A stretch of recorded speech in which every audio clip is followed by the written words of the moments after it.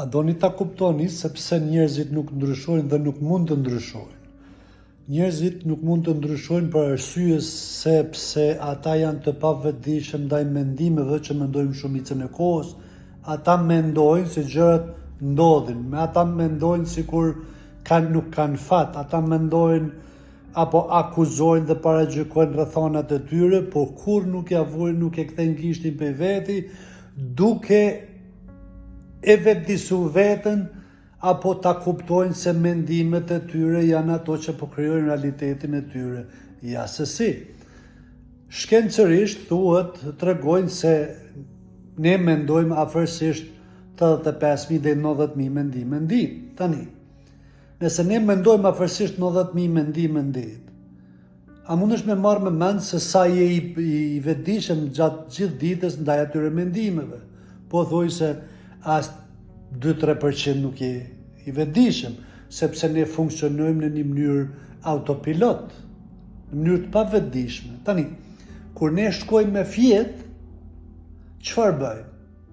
Ato 90.000 mendime, apo 95.000, sa do qofshin ato, gjatë gjithë ditës që i kemi mendu, sa po të shkojmë me fjet, ne i prekim pa usë. Kur zgjohem në mëngjes, ne i prekim play, edhe fillojmë me mendu aty ku i kemi lënë mbrëm.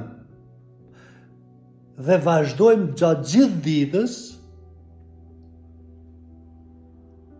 duke mendu, pa vetëdije, po në të njëjtën kohë duke profetizu, manifestu, pikërisht atë jetë që jemi duke jetu, se jemi të pavetëdijshëm gjatë gjithë kohës. Dhe kur bim prap me fjet, 95% të mendimeve që ke mendu sot, i mendon edhe nesër. E 95% të mendimeve që i mendon nesër, i mendon edhe pas nesër.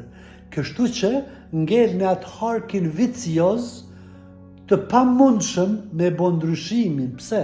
Sepse duhet të vetë reflektosh se çfarë po mendon shumicën e kohës dhe të fillosh ta bosh ndryshimin.